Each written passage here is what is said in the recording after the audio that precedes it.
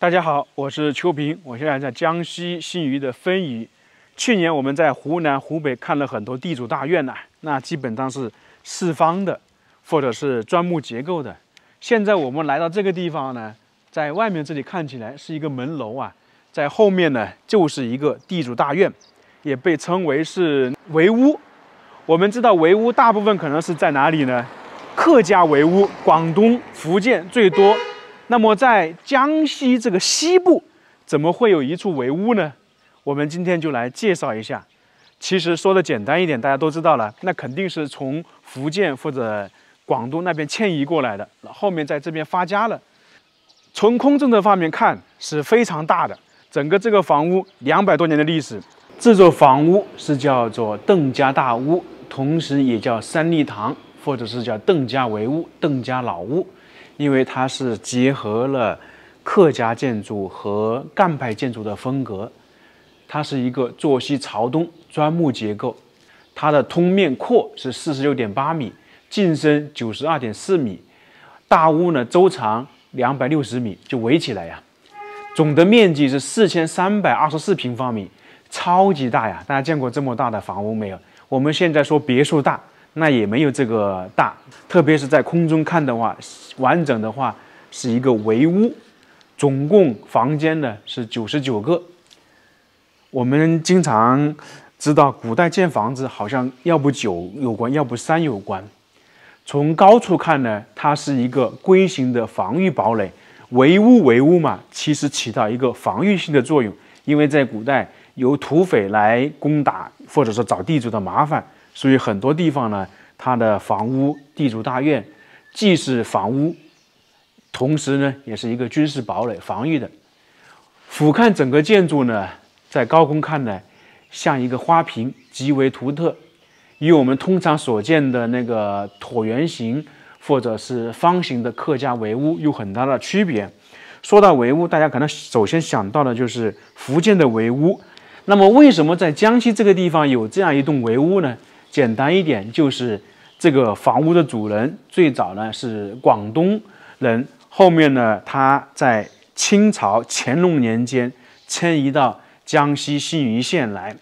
那么后面呢，他的儿子啊做生意非常厉害，就是在一条河流元河两岸做粮油起家，那么有财产了。大家都知道，从古至今，大家只要条件稍微好的，要不建房，要不买房，他也不例外。那么他就在这个地方建造了这样一栋围屋，总共是建造了14年，99间房屋，超级大呀！里面有很多东西，有门楼、晒场、茶厅、大厅、祭堂，还有那个绣楼、私塾等等，就是我们平时看到大地主家里有的，他这里一样都不少。还有一点呢，它这个房屋属于2层的，基本上里面是一个回廊形，户户相通。还有一点，它里面呢有很多雕刻，像这种大地主有木雕或者石雕，它这里主要是有一些木雕。很多人一看到这个，可能以为是一个牌坊，它在这里呢叫做是门楼。基本上是从这里进去的。现在我们准备进去看一下。那当年呢，大地主可能就是从这里进出啊，不知道他轿子会不会从这里抬进来。那这里呢有3个门，这个也是有说法的。像这个就是中门，一般是不开启的。按照以前来讲的话，一般就是主人可能会开这个门，还有一种就是皇帝的圣旨，或者说很高的领导来这里呢，打开这个门。它这个门现在还是好的啊。你像我们现在的门跟以前的门区别大不大？你把这个一拦住，拴住，就打开不了了。这2个都是可以打开的。所以说，什么人走什么门都是有规定的，特别是封建礼法。那按照正常来讲的话，左边那个就是他地主家人进出的。然后这边呢，一般就是亲朋好友进出走这个了。中间这个已经刚才说了，那就仆人走哪里呢？就是走2侧的小门，因为它这里是四通八达，还有很多小门。一般奴仆啊，在古代有丫鬟呢，是没法走这个门的。现在就进入到这个大宅院的里面了。我们现在站在这个地方呢，是一个回廊，它这里是一个回字形，可以看到旁边有很多小门。那么原版就是这样的，在当时里面呢都住了人，上下2层。上面我们看到那个属于窗户，门呢是在外面。等一下我们可以看到，应该可以去2楼看。打开之后啊，就是回廊，因为它这个地方呢属于军事堡垒的作用。如果有来犯之敌的话，就全部可以站在上面抵挡，或者说人全部下来，在这个门口这样抵挡，所以非常有意思。现在我们站在这个地方呢，是叫赛场。从空中看，是不是一个大的那个正方形？有点像足球场一样的。它这里为什么叫赛场呢？古时候呢，一般呢这里会晒点东西，然后可能有些重大的活动啊，也是在这个赛场里面举行，因为面积比较大嘛。相当于就是说摆酒啊，打个比方说，他们这里有喜事、结婚或者嫁娶。在里面的话，肯定是不太现实，房间嘛，因为每个房间很小，那么可能就是在这个中间。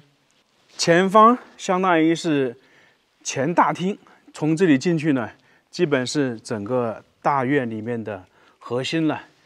到了后面一些祭堂、一些绣楼，就是内宅地主的家人居住的。现在进去看看，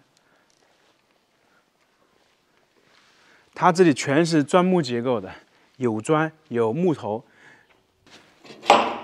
以前敲门就是这种门那个门铺手，把门推开，这个门都有10多公分厚，这样进去。那这里呢属于前厅啊，两边是有房屋的。现在这样出来了，那这里呢就是一个大的天井，这个相当于一个大厅。天井的采光很好。现在呢，主要来看一个比较独特的东西啊。它这边有很多这些木雕，因为这种房子嘛，砖木结构的木雕是避免不了的。刚才我们简单说了一下，它这边的木雕有什么？有进京赶考的、进城楼的、农夫耕田的，还有打鱼的、划船的等等。现在呢，我们挑几个比较重要的来说一下，因为很多呢可能头部呢被割掉了。你像这个呢，明显的就是这个是城楼，然后很多人划船，这个就是生意往来、贸易往来嘛，大家乘坐船进行贸易。因为古代的话，水运的话还是比较发达。为什么呢？因为这个地方呢附近呢有一个源河，那这些呢可能就是亭台楼阁，很多房屋，还有一些其他的东西。我们再看看其他的那个雕刻。你像这个窗户上面有蝴蝶，还有相当于是那些寿星吧，很多很多，就是希望家庭美满幸福。这里的木雕非常有意思啊，特别是这个下面有很多小船，那上面铺了一些东西，这个是典型的那种浮桥，我们经常说黄河浮桥，就这个意思。然后呢，我们在平时天津还是哪个地方有这种桥嘛？平时是桥，如果有货轮要过了，那个桥呢可以升起来，就可以通行。那这里也是一样的，这种浮桥呢，如果有其他的船要路过，它就可以把中间这条小船拿掉了，供这个船通过，货轮通过。那这里呢就是一个完整的浮桥，就有人拿着东西要过桥，上面有人。那这幅木雕呢，相当于就是我们说的花鸟、兽这些有鸟有花等等。像这个木雕，明显的看得出来，农夫在耕田，然后有人在放牛。整个这一块房屋都是对称的，特别是有一个中轴线。我们很明显，你看看，这里2个门，包括最外面的门，全部是对称的。我如果这样一直后退啊，全部能够从门中通过。我们一直说它这个房屋门是对称的，但到了后面又有点不一样，左右2个门，那中间这里挡住呢是什么？因为我们现在站在这个地方，相当于是祭拜祖宗的地方，祭堂，那么相对来说比较隐蔽，它就前面呢有一个屏风类似的挡住了，就是我们相当于是照壁，然后2侧开了门，那是刚好跟房屋里面那个柱子啊平行。对称就看不到内部的结构，所以说它设计都是有含义的。我刚才看资料的时候介绍了一下，它这个地方的排水系统啊，现在200多年了，还是完好无损的。里面呢纵横交错，比较复杂，基本呢全是靠什么呢？靠这种50-60公分的麻石铺成。所以我们其实得佩服一些古代的人呢，基本上只要是地主大院，它的排水系统啊都是属于暗渠，在这个房屋的底下，明显我们是看不到的。如果说下暴雨，水全部滴到下面来，它不会堆积在这里，都是通过下面的暗渠流到外面的池塘去的。基本上每个大厅旁边都是有房屋的，像这里也是。不过呢，这个房屋不是太大，基本上是一个小型的卧室。这边呢应该是厢房，其实也可以这样说吧，一边厢房，一边是那个工具房。他当时下人可能就住在我们说左边，家丁、丫鬟，然后这边呢有一些工具房，因为相对来讲的话，地主家里有织布的，有酿酒的，或者生产其他东西的，那都是在这样旁边，因为不可能是在建筑的核心里面嘛。这里是相当于院落的后面了。那么这些呢，相当于是私塾，绣楼呢也在这一块。因为这个地方有绣楼，因为很多女眷嘛，所以我们现在去绣楼看看。可能当时的千金大小姐也是这样爬楼梯的。因为他吃完饭也要去绣楼里面待着嘛，因为以前的千金大小姐一般是不出门的，他们就是这样在自己的领地啊生活了几十年，然后一直等着出嫁，可能都是这个样子的。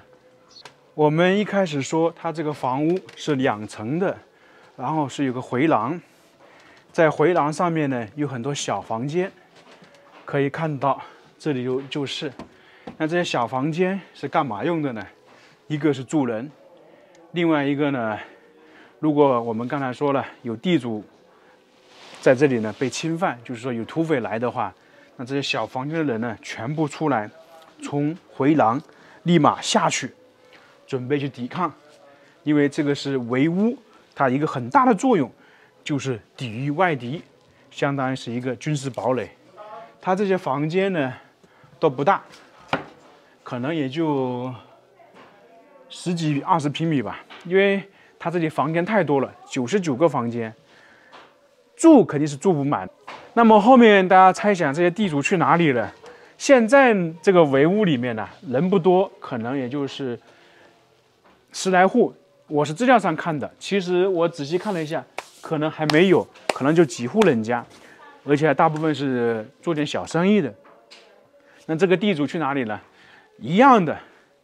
他是在清朝发迹，那有这样一句话嘛，富不3代。后面呢，他家里呢做生意呢也不是那么厉害，自然而然就衰落了。像这些房屋是干嘛的呢？基本上就是私塾。我们也说过很多次，在古代越是土豪或者大地主，他比较重视教育，基本上会在自己家里呢办一个私塾，请老师来教书。所以当时的邓氏子弟啊，他们的小孩启蒙读书都是在这个地方。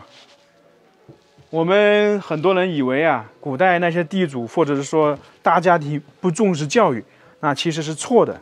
基本上我们不管走到哪个大地主家里，私塾基本上是会有的，然后绣楼也是会有的，